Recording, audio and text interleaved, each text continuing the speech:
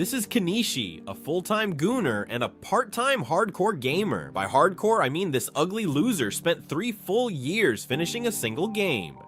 After finally beating it, he leans back like some gaming legend and starts complaining that the game was boring and disappointing. Bro, if it was that boring, why did you play it for 3 years? Just admit it, you're bad at games and move on. What Kenichi really wants isn't fun, he wants pain. He wants a game so cruel that it would ruin his life for at least 10 years. Something that doesn't care about his feelings or his sleep schedule. So without wasting time, he jumps online and starts hunting for his next victim. He scrolls through titles, ratings, reviews, and recommendations, but everything looks weak. Too easy, too normal. Nothing screams, "This will destroy you." Then suddenly his computer starts acting weird. The screen glitches, flickers, and strange symbols pop up like his PC is possessed. Out of nowhere, a message appears offering him a game that never ends, set in a fantasy world filled with magic. Kenichi's eyes light up like he just found buried treasure. A game that never ends. That alone is enough to make his gamer brain short circuit. Without thinking twice, he clicks it like an idiot clicking accept on a suspicious pop-up. The game asks him to choose a difficulty: easy mode, normal mode, hard mode. Boring, same old trash. But as he scrolls down, he notices something hiding at the bottom, a mode called Hell Mode. This is new, this is spicy, this is exactly the kind of suffering he's been begging for. His excitement goes through the roof. Finally, a game that might actually bully him back. Without even hesitating, he selects Hell Mode. Next, he picks the Summoner class, feeling way too confident for someone who took 3 years to finish one game. He clicks Start, and that's when things go very wrong. The screen flashes is blindingly bright, and before he can even scream or unplug the PC, Kenichi gets sucked straight into the monitor like a bug into a vacuum cleaner. The next thing he knows, he's crying his lungs out, not because he lost a game, but because he's been reborn. He opens his eyes and realizes he's now a newborn baby, entering the world in a poor frontier family. A man gently lifts him up and gives him a name. From now on, he is called Allan. Strangely, Allan isn't upset at all. In his past life, he was a 35-year-old broke gamer with a dead-end job and zero future. Compared to that sad existence, this feels like a massive upgrade. Reincarnation gives him a second chance, and this time, he plans to live properly instead of yelling at a screen. Right now, Allan is only 1 year old, so talking is impossible, but his mind works perfectly fine. He can think clearly, understand conversations around him, and carefully observe everything. He quickly realizes that the people here speak Japanese, which seems to be the common language of this world. Allan's family lives in a frontier village where settlers pay taxes to a ruling lord in exchange for land to farm. The place is so new and undeveloped that it doesn't even have a proper name yet. His father, Rodin, is a hardworking and kind man who does everything he can to provide for the family. Based on his appearance, Allan guesses his father is around 20 years old. His mother, Dija, looks even younger, probably still in her late teens. Watching how close and loving his parents are, Allan figures it's only a matter of time before he ends up with little siblings running around. That night, after being put to bed, Allan lies there quietly, lost in thought. Suddenly, something clicks in his mind. He remembers that in this world, he chose the Summoner class. Curious, he tries to open a status screen like in a normal game, but instead of a clean little window appearing, a giant book suddenly pops into existence and floats right above him. Allan lets out a terrified scream. Yeah, seeing a magical floating book as a baby will do that to you.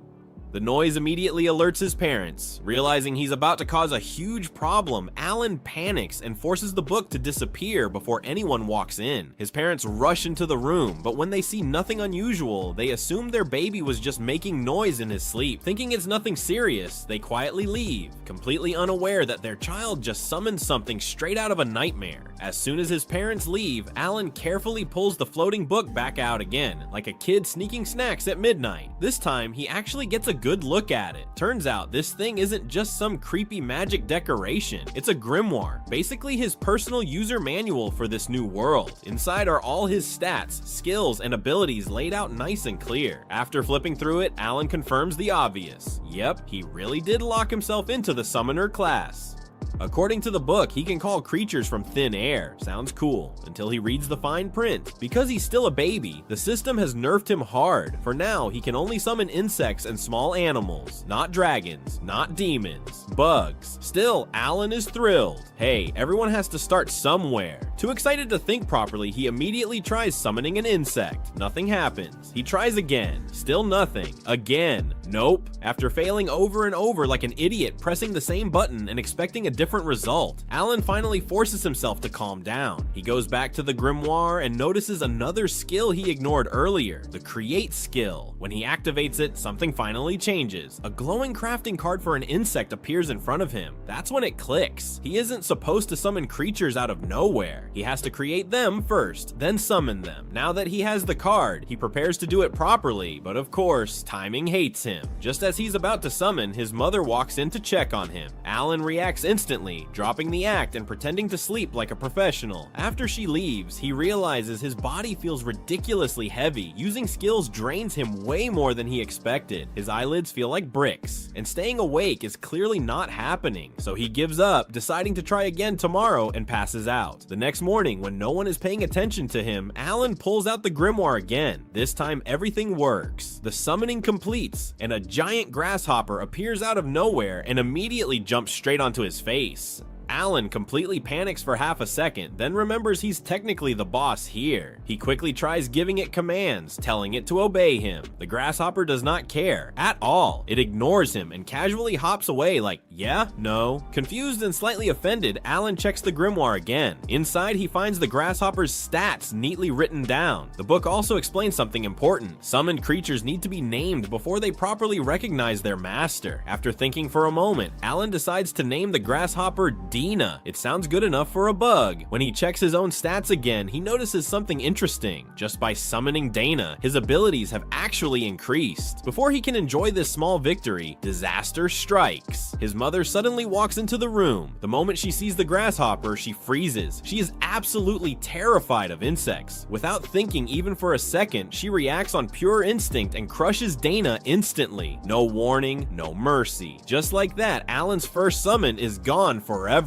Over the next few days, Allan keeps experimenting with his skills whenever he gets the chance. After a lot of trial and error, he finally manages to summon another creature. This time, it's a small mouse. He names it Mousy because honestly, creativity isn't his strongest stat yet. Sadly, Mousy turns out to be just as dumb as Dina. It barely listens and mostly runs around doing whatever it wants. However, Mousy does have one useful skill called Scurry, which lets it dash around the room at insane speed. While Mousy isn't exactly obedient, it will at least use Scurry whenever Allan tells it to, which is still a small win in his book. Allan spends the rest of the day glued to his grimoire, reading every page again and again. He tries to understand how summoning truly works and what he needs to do to create stronger monsters that will actually follow orders. He thinks about conditions, possible tricks, skill combinations, everything. But no matter how hard he studies, he can't find a clear answer. By the end of it, all he gets is a mild headache and a lot of frustration. Later that afternoon, Allan's father, Rodin, finally comes home. His clothes are stained with blood, making it obvious he just returned from a dangerous hunt. With pride in his voice, Rodin tells Allan that he managed to take down a massive boar. He describes how huge and terrifying it was, clearly enjoying the story, and then asks if Allan wants to go see it. Hearing that, Allan's excitement explodes. This is the first real monster Allan has ever seen in this world, and his excitement shoots through the roof like he just unlocked a rare event. Seeing his son so thrilled, Rodin decides to take him along, since this is also Allan's first proper trip outside the house. After about 10 minutes, they reach the place where the giant boar monster is being cut up. Several villagers are already there, working together like it's a group mission. At first, Allan is amazed as he looks closely at the monster, but the longer he stares, the more his excitement fades. About 10 months later, Allan gets exciting news. He reaches level 2 as a summoner. This allows him to create G-rank creature cards and unlocks a fusion skill that lets him combine his summons. On top of that, his inventory space doubles, meaning more buffs and more potential power. That night, filled with excitement, Allan tries to use his fusion skill, but no matter what he does, it doesn't work. His MP is full, the process is correct, yet nothing happens. He feels frustrated, but realizes he's still too young and not strong enough. By the time Allan turns 3, his growth is obvious. After many failed attempts, he finally succeeds in fusion and creates a bird card. The summoned bird is named Chappie. Chappie has a skill called voice mimicry, allowing it to perfectly copy anything Allan says. Allan immediately sees how useful this could be in battles and traps. Looking at everything he's learned, Allan feels satisfied. This world feels like hardcore gaming at its peak. Later that afternoon, his friend Karina comes over to play. They start sword fighting with wooden sticks, and Allan thinks it'll be easy. But Karina turns out to be much faster, dodging his attacks and hitting back before he can react, leaving him completely caught off guard.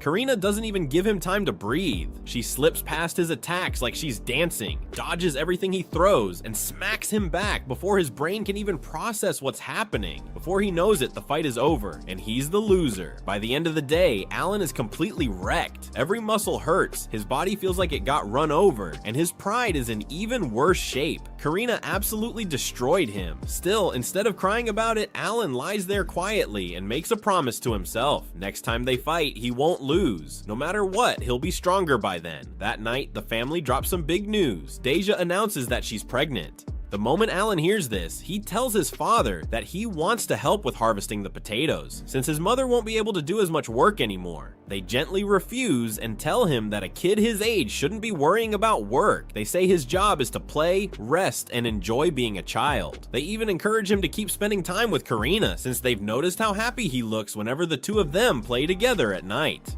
On top of that, they mention they're really excited about Allan's upcoming appraisal ceremony. Allan has no idea what that is. A few months pass, and winter arrives. One day, Allan makes a careless mistake and forgets to hide Dana. His mother suddenly spots the insect. When Rodin rushes in, Deja tells him her water has broken. Not long after, Jera and his wife Matilda arrive. By morning, the boys wake up to the sound of a baby crying. They rush over and find that the delivery was successful. Rodin decides to call him Mesh. Deja immediately likes the name, but after a moment, she asks if it came from a monster. Rodin admits that it did. Still, Deja can't deny that it sounds nice. She starts laughing, and soon everyone else joins in. As they laugh together, Allan quietly watches from the side. Allan makes a silent vow. No matter what it takes, he will free his family from the cruel life of being serfs. A few years later, when Allan turns 5, a big question pops into his head. He looks up at his father and asks what this aptitude day is all about. His father smiles and explains it in a simple way. He tells Allan that when every child in the land turns 5, they must go to a special test. But he also warns Allan that many kids will be tested on the same day. Allan tilts his head, not really understanding what competition means. Just then, a familiar voice calls his name. Karina appears behind his father and waves happily. She says they should walk to the test together. Soon, the small group starts heading toward the village. As they move through the streets, Karina stares around in shock.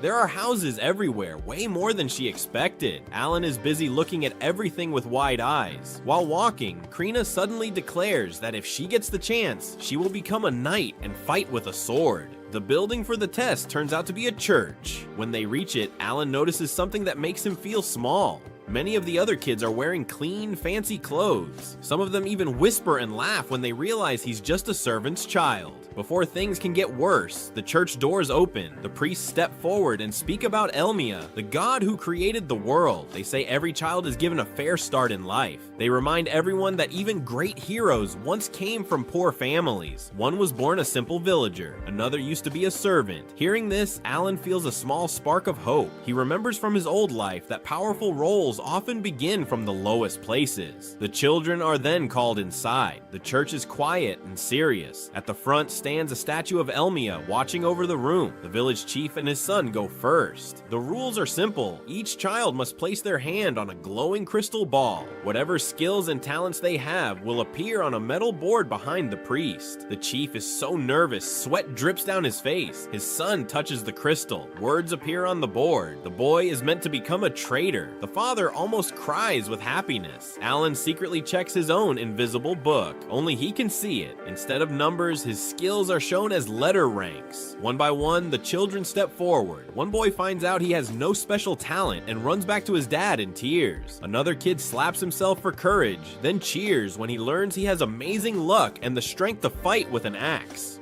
Allan is shocked when he sees that this boy even has a top-level rank, something he's never seen before. Soon, only 2 kids are left. Karina doesn't wait. She rushes to the crystal and presses her hand against it. Suddenly, the light explodes across the room, brighter than anyone expected. The metal board reveals her future. She is meant to become a legendary sword master. Everyone gasps. That kind of role is almost unheard of. Karina, however, crosses her arms and complains. She says she just wanted to be a normal sword fighter. Allan finally understands why he could never beat her when they played. Now it's Allan's turn. He walks forward calmly and touches the crystal. A flash bursts out, even stronger than Karina's. The force knocks him back onto the floor. His father runs to the priest, asking what happened, but the answer is strange. The board doesn't show a class or talent. Instead, it's covered in messy symbols and broken letters. Inside his head, Allan starts shouting at the game makers for making such a broken system, but his father gently helps him up and tells him it's time to go home. Later that night, they sit together by the fire. His parents hold him close and tell him something important. Talent or no talent, he is still their precious son. Allan smiles. Their home is small. They don't even have a proper bath. But in that moment, he feels rich in a different way. When he lies down to sleep, he opens his secret book one last time. He checks his stats carefully. Every single one is ranked at the very bottom. That's when it hits him. All the kids were 5 years old. That means they should all be at the very start, just like him. But somehow, Allan realizes he's the only one in this world playing the hardest difficulty. After thinking about his strange status, Allan slowly starts to understand what those letter ranks really mean. It's not saying he is weak, it's saying he grows painfully slow. In this world, when people level up, their strength jumps forward. But for Allan, every step forward feels like crawling. His hell mode makes his progress almost 100 times slower than everyone else's. That's why all his skills show the lowest rank. The numbers aren't broken. His growth is. In his past life, he was a guy who loved easy games. Now, fate throws him into a world where he's the only one playing on the hardest setting. Anyone else would lose their mind. Allan just grins. He didn't come here to quit. He came here to beat a challenge that looks impossible. About that strange class name full of messy letters, Allan decides it must be a system error. In his head, he promises to complain until the makers of this world fix it. No broken game escapes a stubborn gamer. The next morning, Allan notices something odd. His father is quiet and stiff, acting like he barely slept. Allan asks his mother what's wrong, but she only smiles and says his father is just thinking too much. That evening, the family heads to Karina's house to celebrate her amazing result. Karina can't stop talking. She proudly explains that a sword lord is even stronger than a normal sword fighter. Allan pretends to act surprised, so she won't know he already figured that out. Matilda mentions that the village leader brought them a bottle of fancy drink as a gift. Roden tries to stay serious, but his eyes shine when he tells everyone to enjoy it. Allan starts wondering if his father feels jealous of Karina's success, but he quickly pushes the thought away. Then Jera tells Roden that guests should take the first sip. Roden says no. Back and forth they go, until the friendly talk turns sharp. Jera suddenly says that Roden wants to stop the two families from seeing each other. That makes the room go silent. Roden sighs and explains himself. He says Karina's talent is so rare that she might one day become a knight, maybe even a noble. People like that shouldn't be tied down by simple servant families. The words hit hard. The two men step closer, voices rising, fists tightening. Allan quickly looks at Karina, hoping she'll stop them, but their wives move faster. Matilda swings first. One clean punch drops her husband to the floor. Allan learns a very important life lesson right there. Never make Matilda angry. Later, he asks her if the two men always fight like this. She laughs and says they used to brawl almost every day when they were younger. Becoming fathers actually made them calmer. Teresia adds that the two families have known each other since they were kids. They even moved together to this land years ago and built their home side by side. That's why the houses look so similar. The men start arguing again about who worked harder building the homes. But after finally drinking the old bottle they saved since their wedding days, they laugh and make peace. The next morning, trouble arrives. While working, Jera hears that the Night Order is looking for Karina. Worried, he gathers his friends and takes his daughter back to the city where the test happened. The news has already spread. People whisper as they walk by. Everyone knows a powerful sword lord was born among common folk. Suddenly, a boy steps into their path, gripping a heavy club. Allan recognizes him. It's the loud kid from the test, the one with the axe talent. The boy sneers and asks Allan what a no-talent nobody is doing in a place like this. Before Allan can speak, Karina jumps in front of him, ready to fight. Jera quickly grabs her before she actually does. Then the ground starts to shake. Horses arrive. The Night Order rides into the city, shining in armor. At their front stands Captain Xenof, a famous swordmaster. Everyone watches in awe as they dismount. The village chief calls Jera and Karina forward. Karina's eyes sparkle. Just 3 years ago, she was swinging sticks in pretend battles. Now, real knights stand in front of her. Xenof offers Karina a place in the Night Order, but Jera hesitates. He says she's still too young, too small to even hold a real sword. Xenof's face hardens. He says refusing means Jera is lying about his daughter's test. Lying to a noble is a crime that can lead to death. The air turns cold. To prove Karina's talent is real, Xenof demands a test. Jera falls to his knees, begging them to stop. But the captain's words are sharp and final. If Karina does not fight, her and her whole family will be executed. As everyone watches in fear, Karina is the only one who doesn't hesitate. The moment a sword is placed in front of her, she grabs it and runs forward with a bright smile, like this is just another game. The vice captain steps in and introduces himself as LeBron, a lancer. Karina shouts her name and charges. Their weapons clash, and although LeBron blocks her easily, people are shocked by how strong she is for a child. Allan thinks her daily practice must have already pushed her skill far higher than normal. LeBron strikes back, and Karina barely blocks. Jera panics as she tries to attack again, but leaves herself open. A hard kick sends her flying into the wall. Jera and the others try to rush forward, but soldiers stop them. It feels like everything is over. Then Karina stands up, surrounded by a strange light. She moves faster and hits harder than before, forcing LeBron to fight seriously. With one powerful swing, she cuts his weapon in half and nearly strikes his head. Xenof steps in and ends the duel, declaring Karina the winner. The crowd cheers as Xenof congratulates Jera and apologizes for doubting him. Jera only cares about holding his daughter and making sure she is safe.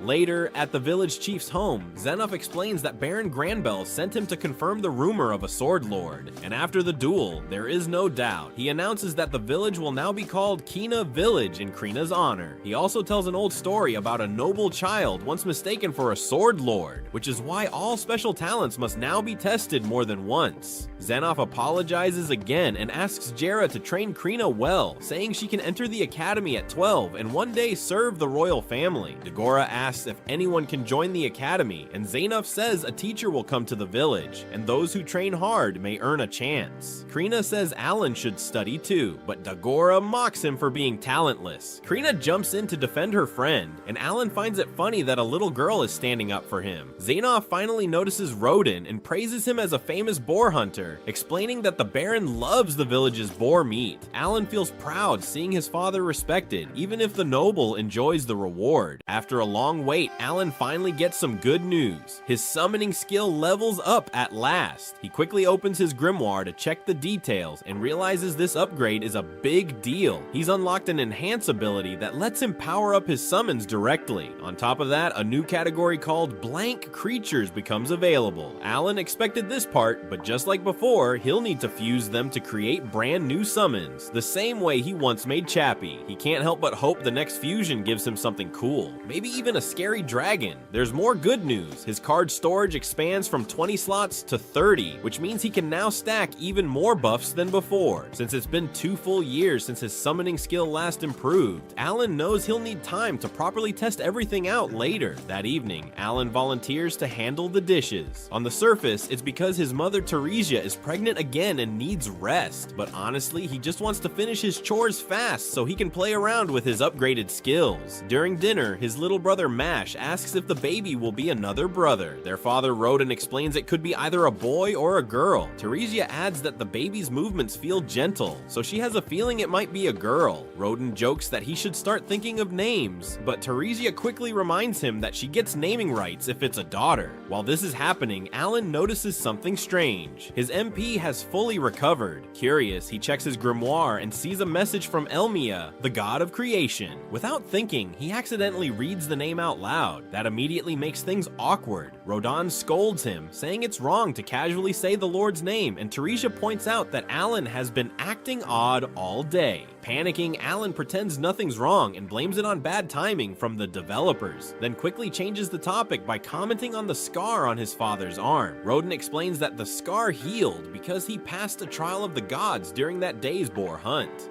Sometimes, while hunting, they feel a sudden rush of power that removes wounds and exhaustion. Allan reacts with fake excitement, but inside, he realizes this is probably how people in this world experience leveling up. Rodin is an experienced hunter who can't see his stats, but Allan guesses his father must be a high level by now. The problem is, Allan himself is still level 1, even though his summoning skill improved. He can't gain experience unless he fights monsters. As a serf, he isn't allowed to leave the village without permission, and hunting is the only exception. He casually mentions wanting to join a hunt, but Rodin immediately shuts the idea down, warning him that hunting is deadly serious and people lose their lives doing it. Allan wisely doesn't argue. Later that night, Allan checks his grimoire again to properly read Elmia's message. He already knows what it's about. He sent plenty of angry complaints earlier. Just as expected, the message explains that the strange broken text from his appraisal ceremony has finally been fixed. It also clarifies that his stats appeared as E rank because Hell Mode slows leveling dramatically. To make up for it, they included his raw stat data as an attachment. When Allan opens it, his mood instantly improves. His MP and intelligence are S rank, which fits perfectly for a summoner. Overall, his stats spread matches what someone like Karina has, so he decides there's no real reason to complain. Feeling satisfied, he jumps straight into testing his new powers. He starts by using Enhance on one of his summons, Donka. The effect is immediate. The creature's own stats rise, just as Allan expected. However, this doesn't increase the buffs Allan receives, so he decides to test it visually. He summons Dina, and even though it isn't any bigger, it clearly feels stronger just by looking at it. That's when Allan realizes summoning isn't just about size or raw intimidation, it's about smart power upgrades. He's thrilled by the discovery, until his mother suddenly walks into the room. The moment Teresia sees Dina, she panics. Before Allan can explain, she stomps it without hesitation, assuming it's nothing more than a giant insect. The next morning, after hours of summoning and dismissing his creatures again and again, Allan figures something important out. Enhancements stay on a card permanently. That means once a summon is enhanced,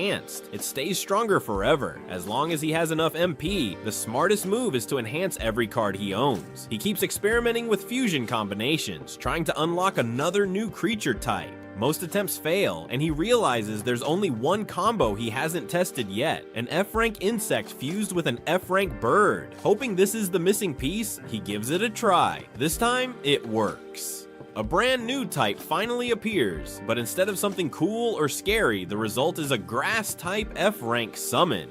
Allan just stares at the card, completely unimpressed. He didn't even know grass counted as a summonable creature. A dragon, a beast, even something creepy would have been fine. But grass? Still, he shrugs and accepts it. What really matters are the buffs. When he checks the details, his mood instantly improves. This summon provides an MP buff, something he's been desperately lacking. With more MP available each day, he can train longer and use more skills. Since Hell Mode leveling is painfully slow, this single buff could save him years of grinding. That alone makes the summon worth it. Curious, Allan summons it for the first time. What appears in front of him is an apple with arms and legs. After a short pause, Allan names it Apleo. Clearly it's not built for combat. Apleo's only skill is called Aroma. When Allan asks it to use the skill, the apple quietly sinks into the ground and vanishes. A moment later, a small plant sprouts from the soil and keeps growing until it's almost as tall as Allan himself. He's confused at first, but then he notices the air around it. It smells pleasant, like a calming herbal oil. Before he can think more about it, Teresia calls him for lunch. Panicking, Allan orders a Pleo to return to its card, but nothing happens. The plant just stays there. When his mother sees it, she simply comments that it smells really nice. Allan nods along, acting casual, while secretly wondering what this strange plant is actually useful for besides buffs. After lunch, Karina comes over to train with swords like usual. As expected, Allan loses almost instantly. He's used to that by now. But after the first match, Karina pauses and says something surprising. He feels a bit tougher than before. That catches Allan completely off guard. He quickly checks his grimoire and discovers that his sword mastery has reached level 3. On top of that, the extra inventory space from his recent upgrade allowed him to stack more endurance and attack buffs. Suddenly, Karina's comment makes sense. Allan also starts wondering if a Pleio's Aroma skill has any hidden combat effects, like boosting stats without him noticing. That thought reminds him of Photo, his first summon with an actual attack skill called Chomp. He really wants to test it, but using that on a person is obviously a bad idea, so he holds back for now. Later in the day, Allan goes back to throwing rocks at the tree in the backyard, repeating the same training he's done thousands of times already. At this point, he feels like he's thrown over 20,000 rocks, yet his throwing skill still refuses to level up. Mash tries copying him, but quickly gets bored and doesn't see the point. Allan tells him to wait a bit longer, even though he knows his time would be better spent helping his pregnant mother or focusing on his summoning skill. Honestly, this training feels like a waste. Still, the thought that he might be one throw away from leveling up makes quitting impossible. Just as he's about to throw another rock, Mash asks what all the trees around their house are. Allan pretends not to know, but he can't ignore the truth anymore. The place is starting to look like a small garden, and it's taking up space. Allan confirms through testing that a Pleio's Aroma reduces MP recovery from 6 hours to 5. That single hour is a huge advantage in Hell mode, letting him act more each day. Still, he feels like time is always slipping away. That night, Rodin hasn't returned home, which feels strange since he said he'd be hunting nearby. Before they can dwell on it, shouting breaks out in the rain. Villagers rush in carrying Rodin's badly injured body, barely conscious after being gored by a boar. Goethe explains that they saved Rodin using a rare healing herb, Muller's flower, paid for with gold the knight captain had given earlier as an apology. Without it, Rodin would have died. Tensions rise as the other serfs blame the commoner who joined the hunt, but they step outside when Mash starts crying. When Allan asks what really happened, Goethe explains that the chieftain ordered commoners to join the boar hunt. Hunting is dangerous but essential for serfs, who rely on the leftover meat after most of it goes to the baron. Normally, commoners never participate, but after Rodin was praised as a legendary hunter, people believed they'd be safe with him. During the hunt, panic broke out, someone fell, and Rodin was injured while saving them. Though the boar was killed, recovery will take time. That night, Allan stays awake helping care for his father. Watching his family, he realizes he's been treating this world like a game. Power means nothing without purpose, and he has a little brother to protect with another sibling on the way. When Goethe returns with Rodin's share of meat, Allan promises that from now on he'll protect the family. Over the following days, Allan throws himself into hard labor around the village. He stops pretending to be weak, shocking everyone with his strength. Deciding family comes first, he removes all MP buffs and focuses entirely on physical power. While helping harvest potatoes, he sees how cruel life as a serf really is, especially with the baron claiming most of the crops. Determined to secure food for winter, Allan sets traps and uses Hopper's Provoke to lure birds. At first, nothing happens. Then a shadow dives from the sky, a B-rank Albaheron. As it devours his summons, Allan notices his enhanced skill has leveled up, doubling its effect. Every summon he owns is already enhanced, and winning would mean survival for his family. Choosing not to run, Allan attacks. The monster overwhelms him, destroying his summons one by one. With each defeat, his buffs vanish, draining his strength. Barely able to stand, Allan finally understands the fatal weakness of being a summoner. This fight might truly be the end. Allan gives a quiet order to Chus, and the small creatures jump onto the monster's neck. They start draining its energy little by little. As the beast grows weak, Allan finally pulls himself free. He feels tired because he used many buffs, but he still calls out to Potts and gets ready to fight. With one strong hit to the head, the monster crashes to the ground. Suddenly, the grimoire floats in front of him. It announces that an Alban has been defeated and rewards him with 100 experience points. The book even sounds happy, saying the victory felt better than expected. Allan drags the Alban back to his family. To sound brave, he tells them he caught it in the sky. Everyone stares in shock. Little Mash starts crying, and Allan's father quickly asks if he is hurt. Allan smiles and says he's fine. Goethe looks amazed that Allan used only a wooden sword and stones, but then he notices bite marks and asks if the Alban bit him. Allan says he didn't notice because he was too focused. Goethe nods and believes him. Goethe tells Rodin that he will take care of cutting and cleaning the monster. While working, he explains that the Alban weighs about 60 kilos, but after draining the blood, only around 20 kilos remain, and only half of that can be eaten. The wings, however, are very valuable. He also explains the village rule. Most of the monster belongs to the boss, especially rare beasts like rank D Albans and horned rabbits. The magic stone inside the monster always goes to the boss because villagers can't use it. Then Goethe has a thought. A child caught a beast while Rodin is still injured. Maybe this could be used to make a deal with the village chief. Allan likes the idea, so they carry the Alban to the chief's house and tell their story. The chief is impressed, but says they can't keep the meat because the land's lord keeps demanding more food. Goethe offers the wings and the magic stone instead, but the chief hesitates. Allan joins the act with Goethe and nearly faints. Seeing this, the chief finally agrees. He lets them keep the meat as long as they hand over the wings and the stone. With that settled, Allan goes back to the fields to hunt more Albans. He uses plants as bait. When the monster comes close, he orders Chus to drain its energy. Then he throws a stone to stun it, tells Potts to bite, and finishes it with his wooden sword. He explains that he hunts once every 3 days, and this time he didn't lose a single summon. The grimoire appears again. It tells him his experience has reached 1,000 points, and he has finally reached level 2. His stats go up even if his skills stay the same. Allan feels proud. After 6 long years, he finally leveled up. He runs home and shows his family what he caught. Rodin looks shocked but also proud. He notices something about Allan, but chooses not to say it. Suddenly, bells ring in the distance. That means it's time to train with belief. While dodging and blocking attacks, Allan thinks about the winner. He plans to dry the meat and trade it in the village later. He also makes a new goal in his head.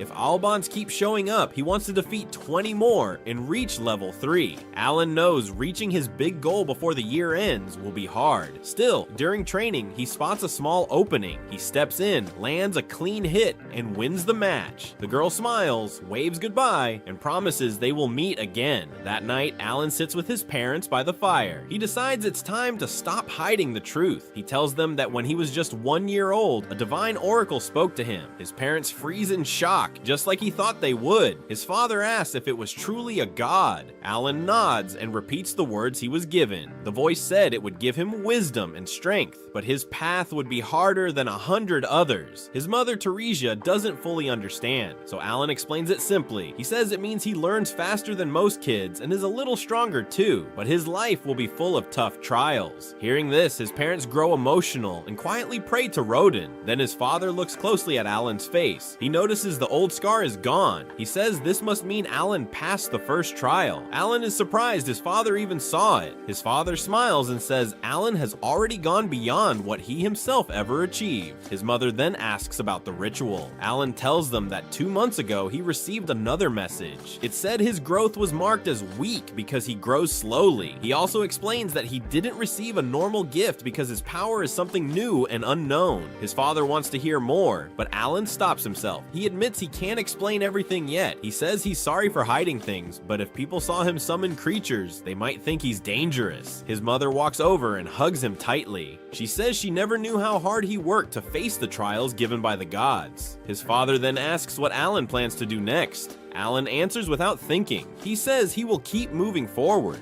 Rodin nods, as if he expected that answer. He tells Allan to ask for help anytime he needs it, but he also warns him not to tell others about the oracle. People might call it an insult to the gods. Allan agrees. Months pass. One day, Allan is cutting Alban meat with Goethe. Goethe says he always felt Allan was special, but never thought a god would choose him. Later, they walk through the town carrying a heavy bag of meat. Goethe asks if this is Allan's first time shopping. Allan says yes. They talk about how things improved after common villagers stopped joining the hunts. Allan gets curious and asks what makes commoners different. Goethe explains it's about status and taxes. Normal villagers don't pay a meat tax. Instead, every adult must pay 3 gold coins a year, and every child must pay 1. Allan quickly starts counting in his head. Then he asks if someone can become a commoner. Goethe says yes. It costs 10 gold coins, or the land's lord can grant it as a reward. Allan does the math. For his whole family, he would need 50 gold coins. They reach a shop and trade the meat for salt. At another stall, they buy fruit. By the time they head home, Allan is thinking deeply about prices. Over the next few days, he writes everything he learns inside his grimoire. He finds out that 1 gold coin equals 100 silver coins, 1 silver coin equals 1,000 copper coins, 10,000 iron coins equals 1 gold coin. Looking at his notes, Allan realizes something crazy. If he hunts about 500 albans, he could earn the 50 gold coins his family needs. He then visits another shop and asks if there's a potion to restore mana. The seller says none exist. Allan asks about medicine for wounds instead. The seller points to a few healing plants. Allan carefully draws their shapes into his grimoire, making sure he won't forget them. Allan also asks the shopkeeper about Muri flowers. The man shakes his head and says he doesn't have any. He explains that he once found one by pure luck, but sold it last month. He smiles sadly and says he sold it to Gerda. He even lowered the price from 5 gold coins to 3 just to help a friend. Later, when he learned the flower was used to save Rodin's life, he realized he would have gladly given it away for free. Allan feels his chest tighten. He thanks the man and hands him some Alban meat. He says his father is alive because of him, and promises to bring more meat another day. As Allan leaves the shop, something shiny catches his eye. A simple weapon sits on display, priced at 50 silver coins. Before he can step closer, 2 boys walk up. One is the blacksmith's son, and the other is the chief's son. The blacksmith's son shoves Allan and tells him to become his servant. Allan feels anger rise, but he doesn't want a pointless fight. Still, he pulls out his wooden sword just to scare him. He tells the boy to draw his weapon if he really wants a duel. The blacksmith's son laughs and tells the chief's son to watch. He runs off and quickly comes back, holding a shovel instead of a real weapon. They clash. The boy swings wildly and fights with confidence, but he doesn't have the skill of belief. Allan moves smoothly, knocks the shovel away, and steps back without landing another hit. He tells the boy he'll return someday to buy something from the shop, then walks off, leaving the 2 boys furious behind him. That afternoon, Allan watches his father, Rodin, remove his bandages. Rodin proudly says he feels completely fine again. Teresia scolds him gently, telling him not to get hurt so easily. Allan smiles, enjoying the warmth of his family's voices filling the room. The next day, Allan goes to Karina's house to train with Dora. Karina practices with her younger brother nearby. Allan notices something right away. Karina is holding back when she fights him. Dora suddenly tries to attack Allan from behind. Allan reacts fast and dodges. Dora stumbles and crashes into the dirt, ending the training in a pile of dust and laughter. That night, everyone heads home. Later, Allan and his mother take care of the younger kids when Rodin and Goethe return. Their faces look tense and worried. They explain what happened. The Lord of the Land has given a new order. The hunting quota has been raised to 15 bow. That means even the common villagers must now join the hunts. Rodin says there's no arguing. These are direct orders. Goethe adds something even worse. If the village fails to meet the number, the Lord will send in new servants. That would mean less land for every family. Some people could even lose their homes. And next year, the quota will rise again to 20 bow. Teresia says it's crazy and far too dangerous. Rodin agrees, but says the Lord doesn't care what they think. Even if they succeed, the quota can always be raised again. Goethe mutters that the common villagers are useless in a hunt. Allan speaks up. He says they don't have to be useless. He says the God of creation gave him wisdom for a reason, and he believes he can find a way to help everyone. He asks them to trust him and let him try.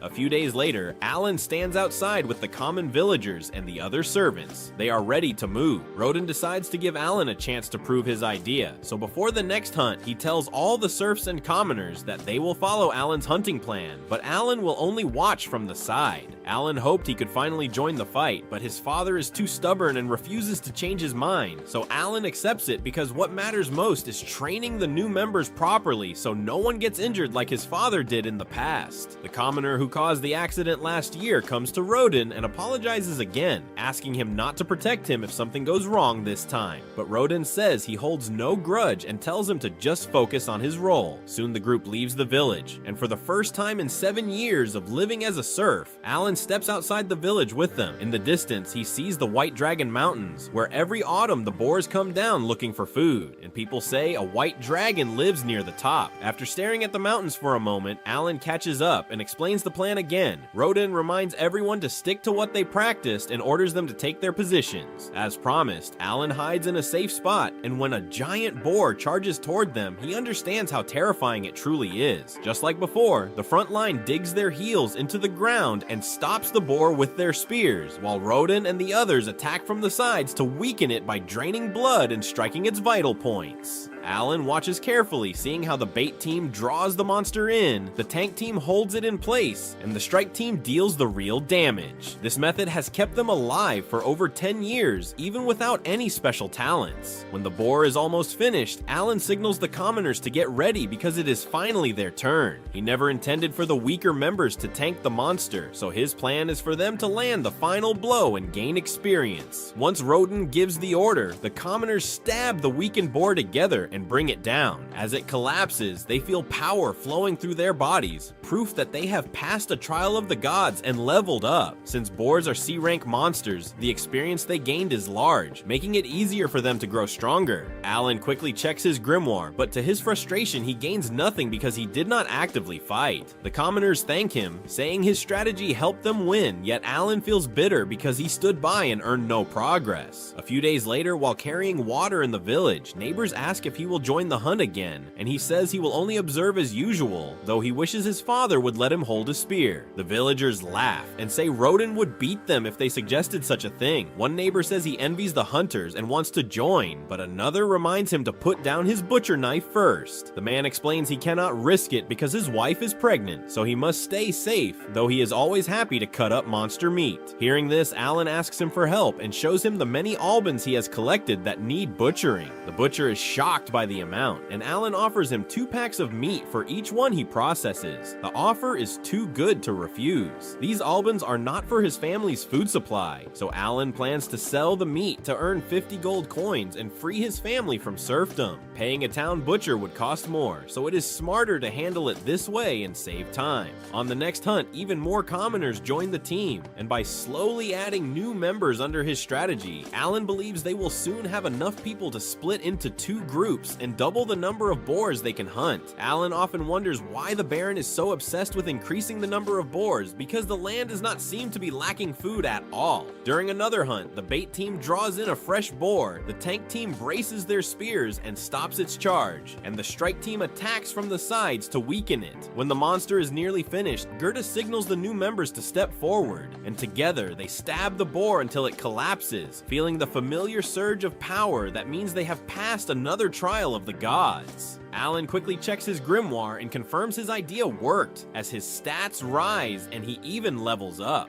Just before the boar reached the tank line, he secretly summoned Dina directly into its path. He can place his summoned creatures anywhere he can see within 50 meters, so when the boar stepped on Dana, it counted as attacking his summon. That single action was enough for the battle to recognize him as a participant. 3 months later, Allan explains that this world also celebrates the new year, and for the first time, he is invited to the chieftain's house. He returns home with Karina, who is excited about the sweets and small gifts they received.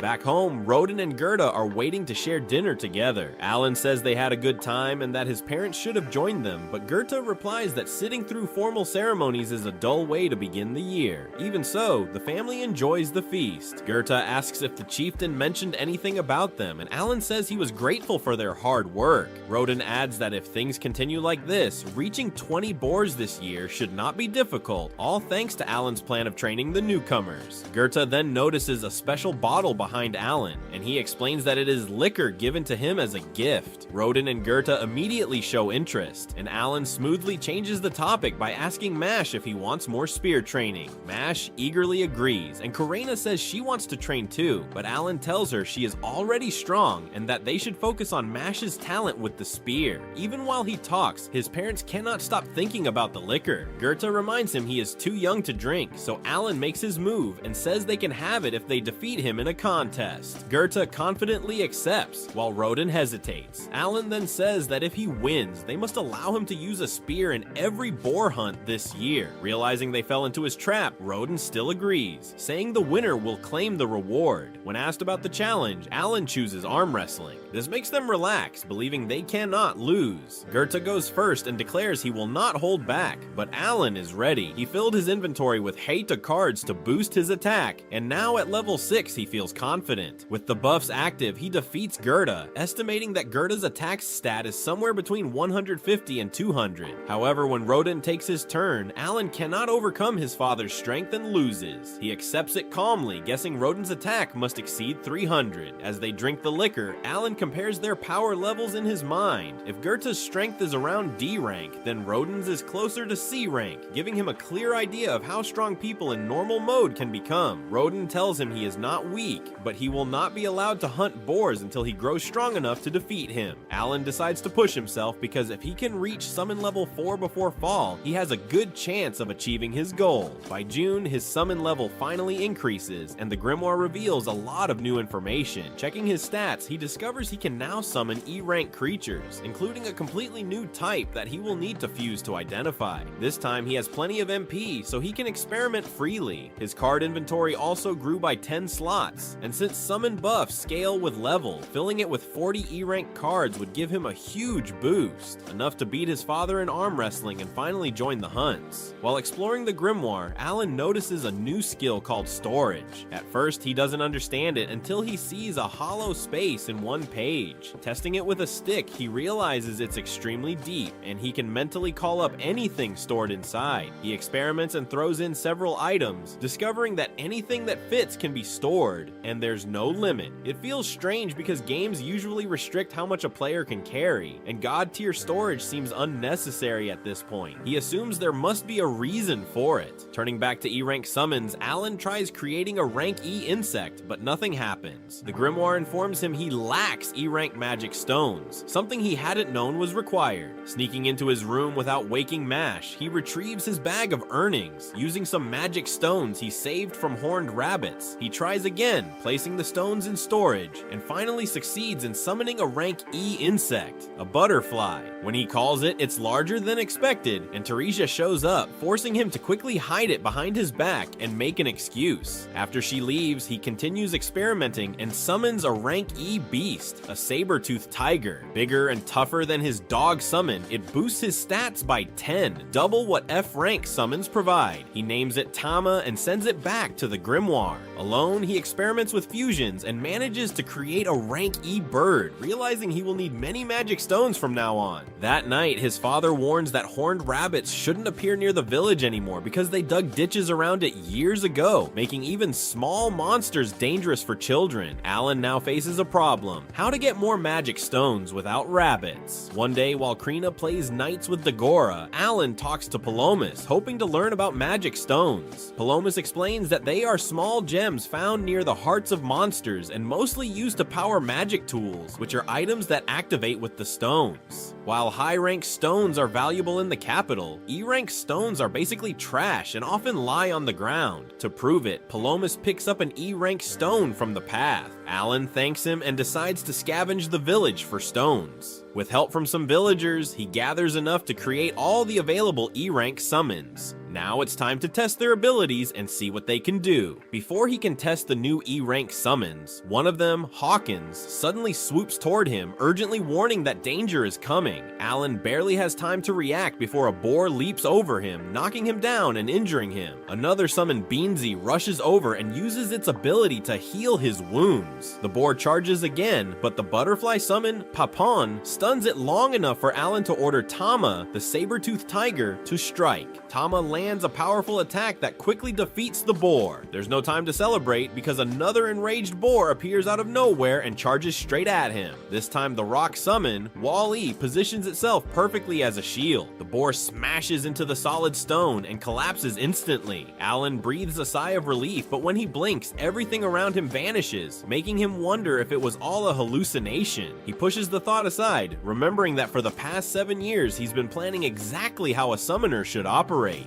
Unlike in a normal game where he could read FAQs or guides, here he has to figure everything out on his own. Allan realizes that each summon type has a clear role in battle. Insects apply debuffs, beasts focus on offense, birds scout and relay information, grass types heal, and stone types defend. With this, he can cover every role of a typical party by himself, and that's what makes a summoner truly powerful. It also explains why he received the storage skill now. Carrying hundreds of magic stones physically would have been impossible. Finally, Allan fully understands the developer's intent. Ultimate power, making a summoner stronger than even a demon lord. A few days later, the village chief calls Goethe and Rodin and informs them that next month Baron Granville will personally visit to watch the boar hunt, which immediately upsets Goethe because the village keeps receiving more and more demands, first higher hunting numbers, and now they must also entertain a noble. While Rodin calmly asks why Allan was specially requested, the chief explains that the Baron will need a smart and well-mannered guide during his stay and believes Allan is the most suitable. But Goethe protests and questions why the chief's own son, Palomus, cannot take that role, and the chief honestly admits Palomus is not capable of such responsibility, adding that Allan should welcome the Baron starting with dinner the night before the hunt, clearly meaning he must help impress him, even offering Momo fruit as encouragement. Yet Allan does not agree right away. The chief mentions that Allan's clever ideas made last year's hunt successful, which is why he trusts him, and when asked for his answer, Allan hesitates because he does not care about pleasing a Baron, but he knows that as a serf, it could take 10 long years of hunting boars and albans to earn commoner status, and when Rodin gently tells him he may refuse, Allan suddenly remembers that a Baron has the power to grant commoner rank as a reward, so he accepts the position of guide. 1 month later, Baron Granville arrives at the village with his daughter Cecile, and the nervous chief welcomes them before escorting them to his house for dinner, where the Baron praises the village's growth since the land reclamation order 15 years ago and apologizes for increasing the boar meat quota, explaining the pressure came from above, shocking the chief when he reveals that Viscount Carnell spoke about the hunts before the king, causing stricter attention. And although Granville grows angry while mentioning it, his butler Zainaf calmly reminds him to relax. Once settled, the Baron tastes the meal and is surprised by how delicious it is, with Cecile agreeing, and when he asks what meat it is, the chief hesitates, but Allan respectfully explains that it is fresh Alban meat hunted the day before, prepared from breast, thigh, and liver with herbs, impressing the Baron, who assumes Allan is the chief's son, only to learn he is Rodin's child, which reminds Granville of the skilled hunter from years ago, and makes him notice Allan's similar black hair and eyes. Allan bows politely and introduces himself as tomorrow's guide, earning praise for his manners. But when asked if his father once served as a knight, the chief quickly clarifies that Allan comes from a family of serfs, causing Cecile to react with surprise and question why a serf is inside the guest hall, leading Granville to sharply correct her and remind her that serfs are still people of his land, not animals, and although she apologizes, she continues to look at Allan with clear dislike. Zainaf then says he expects a full explanation of the hunt and points out that catching 20 boars in a year is ambitious, warning that if they fail, the Baron's knights will take over, which makes Allan feel they are being looked down on, while Cecile excitedly supports the idea of watching knights hunt a great boar up close, and the Baron agrees that after Allan explains the plan, the knights can step in if needed, but Allan calmly refuses and states that 20 boars is now a small number for them and tomorrow will prove it, silencing everyone with his confidence. The next morning they head to the hunting grounds. Granville orders Zainaf to guard Cecile closely, and upon arrival, Allan leads them to a watchtower built for observing safely, explaining that from there they will be able to see the entire hunt clearly. After they reach the top of the tower, Allan points toward the forest and explains that the great boars live deep inside that area, and before long, the hunters gather below wearing proper armor, which catches Zainaf's attention. So Allan explains that the hides, bones, and even fangs from last year's boars were turned into strong armor and equipment, and he also passes along Rodin's thanks to Baron Granville for allowing them to use those materials. Soon the hunt begins as the bait team runs into the forest, and Allan says their job is to draw a boar out into the open, which is why they wear light gear to stay fast, while Granville and Cecile grow restless waiting, but Allan calmly explains that even if many boars live inside, bringing one out safely takes patience.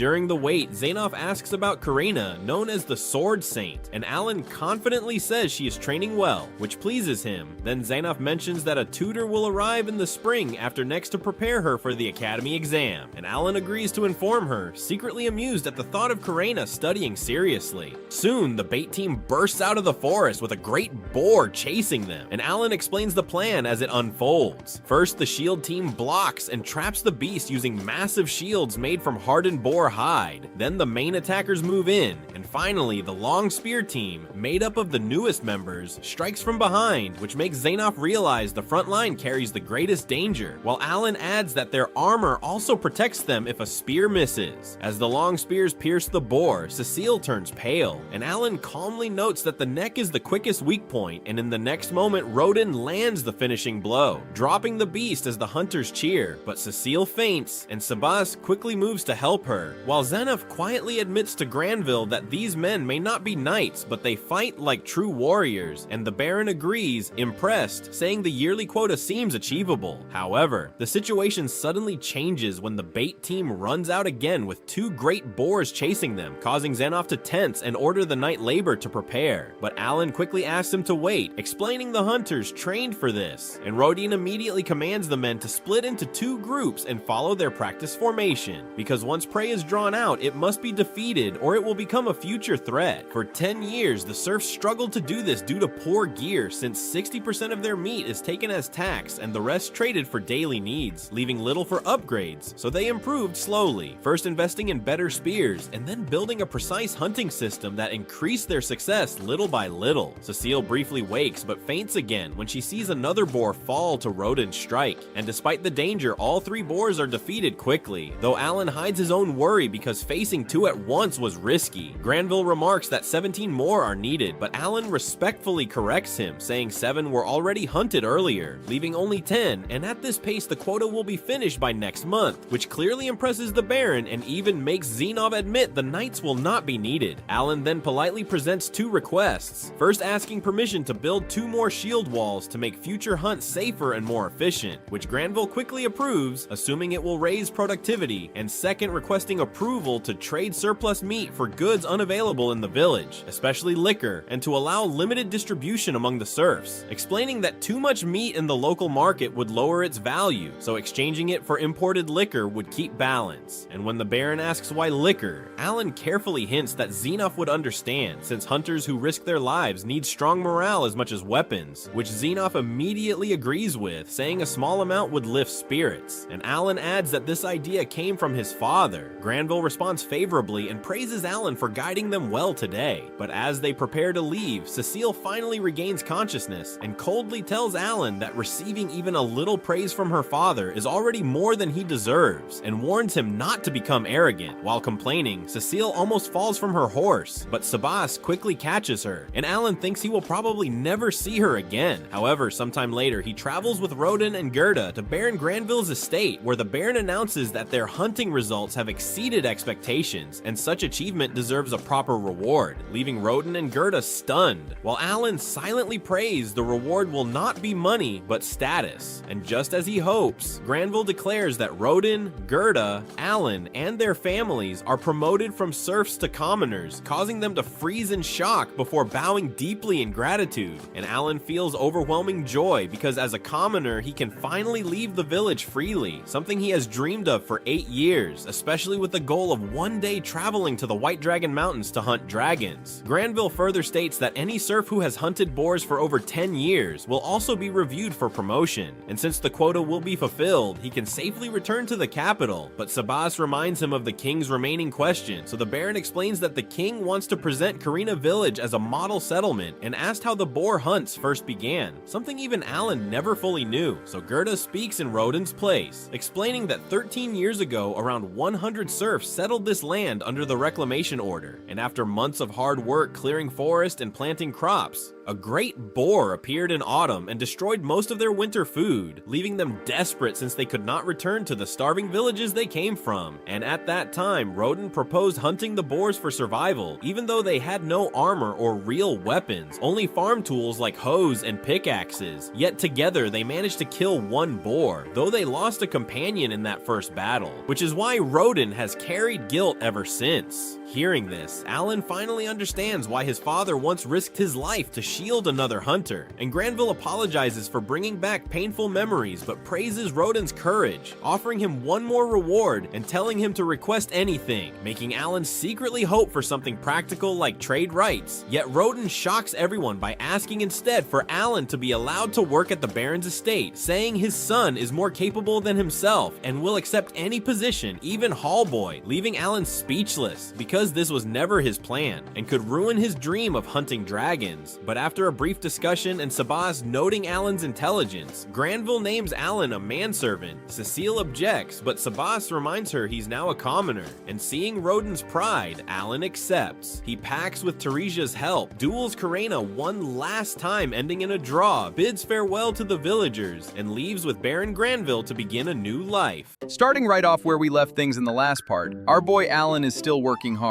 We see him in the garden with the super bossy lady Cecile. She is literally standing on his shoulders to pick some fruits from a tree. Bro, Allan is just an 8-year-old kid, but he is forced to act as her footstool. And she even threatens him, saying if he drops her, she will make him pay. Honestly, I would have dropped her right there. She complains that the fruit is sour. Allan politely tells her that he did not know it was sour. She just rolls her eyes and orders him to go to the market to buy some sweet po fruits instead. As Allan heads out, he suddenly spots a massive magical airship in the sky. This is his first time seeing one, and it just shows how crazy this world really is. After finishing his chores, Allan heads back to the mansion and chats with the other servants, Rickle and Sebas. Rickle explains the servant hierarchy to Allan, telling him that as a valet, he is officially considered family. Hearing this, Allan is super hyped because his father Rodan will be incredibly proud of him. Later on, we see Cecile completely shutting down her crying brother Thomas. Poor Thomas wants to go to the elite academy city just like their older brother Mihai, who is a super talented swordsman. But Cecile coldly reminds him that he has absolutely zero talent, while she herself is a 2-star mage. Allan realizes that just like Thomas, he also has zero talent according to this world's standards.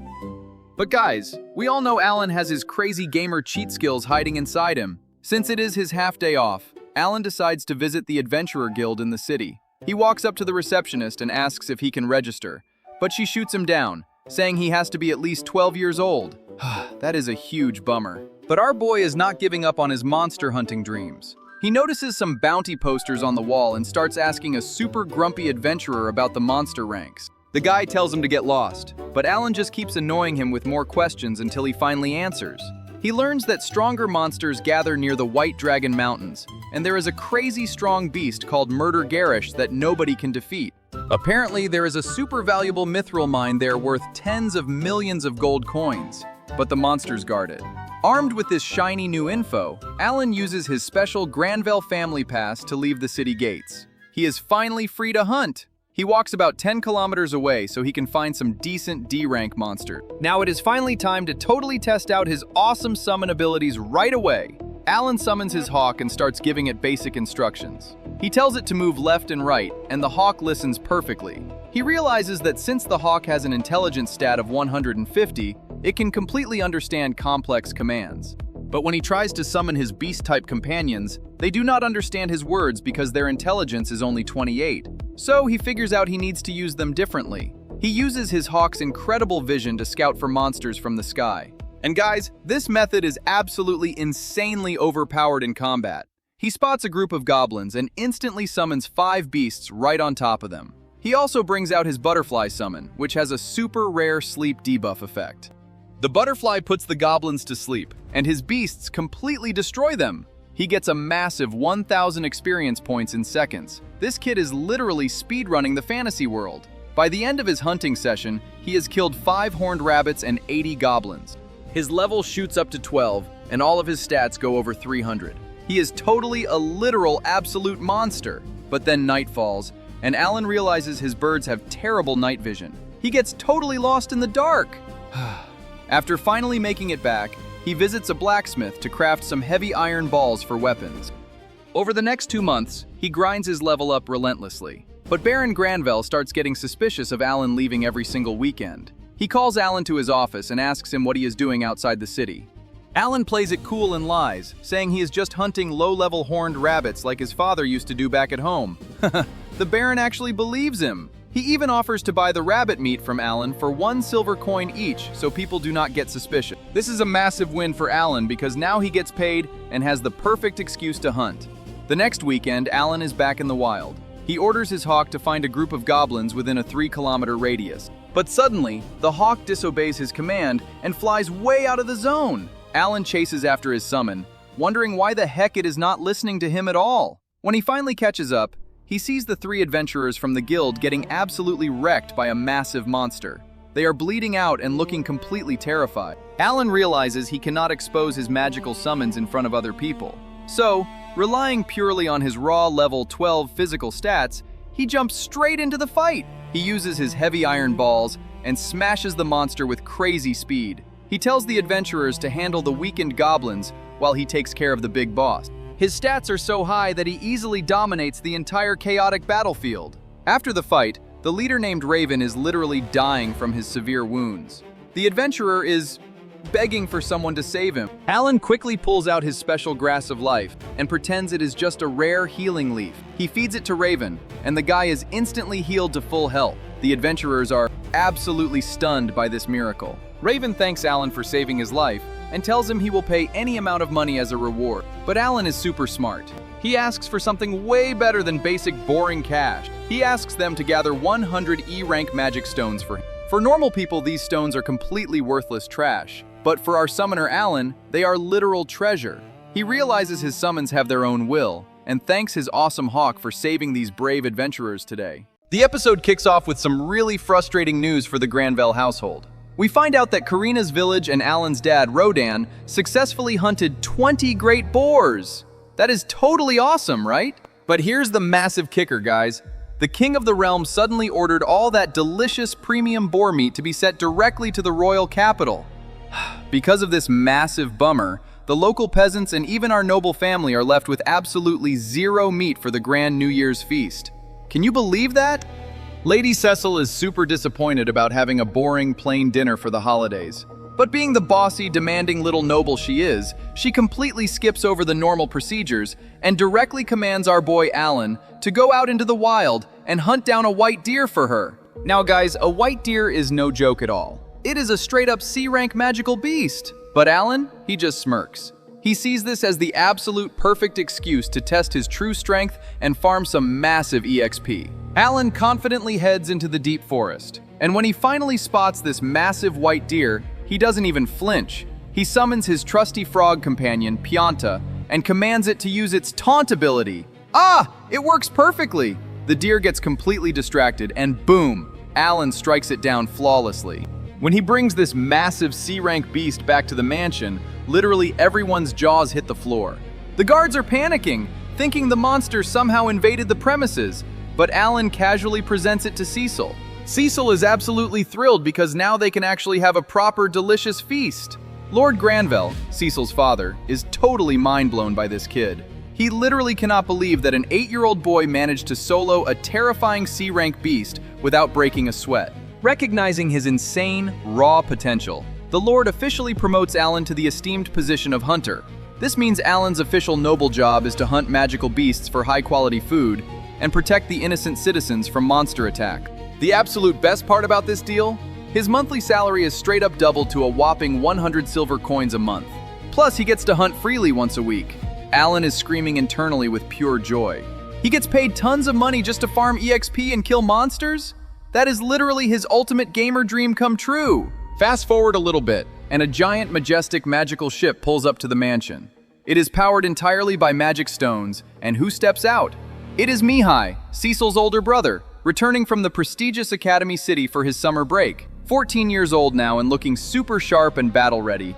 Allan is super curious about his power level, so when he gets the perfect chance, he challenges Mihai to a friendly sparring match using real, heavy mithril swords. Guys, this fight is so intense. Allan genuinely thinks his recent level ups to level 20 will make this an easy, flawless victory, but he is completely dead wrong. Mihai effortlessly blocks Allan's heaviest strikes with just one single hand. Allan is completely shocked. It turns out Mihai spent his entire summer break conquering incredibly deadly dungeons because the academy literally makes it a mandatory summer assignment or they get expelled. On top of that insane training, Mihai was personally mentored and trained by the legendary sword saint, Doberg. Allan quickly realizes the crazy, unfair difference in their growth rates. Normal mode players grow 100 times faster than Allan's Hell mode character, meaning Allan has to grind his absolute heart out just to keep up with these ridiculously gifted nobles. Later on, the mansion gets a very unwelcome, arrogant visitor. It is Lord Carnell, a rival noble who controls the neighboring territory right across the mountains. Guys, the beef between the Granville family and the Carnell family is incredibly ancient and toxic. They share a massive mountain range that is completely packed with incredibly valuable mithril ore. But there is a huge, terrifying catch. A legendary white dragon currently lives there, and right now, the dragon favors Granville's side of the mountains, meaning absolutely nobody can safely mine the mithril. This bizarre situation makes Granville's territory super poor economically, while Carnell just absolutely loves rubbing his wealth in Granville's face. Lord Carnell is super petty, guys. He literally traveled all the way via an expensive magical airship just to mock Granville over the boar meat incident. But then, Carnell drops some really weird, confusing news. He reveals to Granville that his youngest daughter just took the magical appraisal ceremony, and she has absolutely zero talent whatsoever. Now, you would logically think this is incredibly sad, right? But Carnell is actually genuinely happy about it. He basically implies that having highly talented kids is actually a massive, dangerous curse for nobles because of their perilous noble duties to the kingdom. Allan silently overhears this entire conversation and deeply realizes that noble politics are an absolute complicated nightmare. Anyway, our boy Allan decides to completely ignore the toxic noble drama and get right back to what he does best, grinding EXP like a madman. Since he has official permission to hunt much further away now, he asks the local guards about the specific traits of C-rank beasts and heads deep into the treacherous danger zone. He completely wipes out a huge group of C-rank orcs, collecting their valuable magic stones like a total unstoppable boss. But then, out of nowhere, he encounters a terrifying C-rank armored ant. Guys, this monster is an absolute impenetrable tank. Allan's physical sword attacks are barely even scratching its tough shell. His attack power stat is well over 400, but the ant is just way too heavily armored. After a super grueling, exhausting fight, Allan finally manages to defeat the beast, but he quickly realizes that this hunting method is way too slow and inefficient for his daily EXP grinding. Since physical attacks are totally failing him against these heavily armored enemies, he gets a sudden genius idea. He has a massively high intelligence stat from his level ups, right? So he logically thinks, why don't I just use some devastating fire magic to burn these armored guys to an absolute crisp? To urgently test this new theory, Allan casually approaches the mansion's magic tutor during his official 1-year anniversary evaluation. He straight up asks her if she can thoroughly check his hidden aptitude for magic. The tutor is super annoyed by a servant asking this, but she eventually agrees. She pulls out a magical crystal and strictly tells him to place his hand over it. If the crystal glows, he possesses the rare talent to cast spells. Guys, the tension in this scene is absolutely real. Allan places his hand on the crystal, desperately hoping to finally unlock some crazy, overpowered fire magic. And absolutely nothing happens. Zero. Zilch. The crystal does not even glimmer for a second. The tutor brutally and coldly tells him that he has absolutely no talent for magic whatsoever. Allan's entire world shatters in that moment. He suddenly realizes the harsh truth. Despite his massive, incredible intelligence stat, his unique summoner class is a complete, hilarious joke when it comes to actual spellcasting. The intelligence stat apparently only buffs his summoned creatures, meaning he can never shoot cool fireballs or lightning bolts himself. He is officially stuck relying entirely on his summoned beasts to do all the heavy magical lifting. What a massive, frustrating troll by the cruel developers of this hell mode world.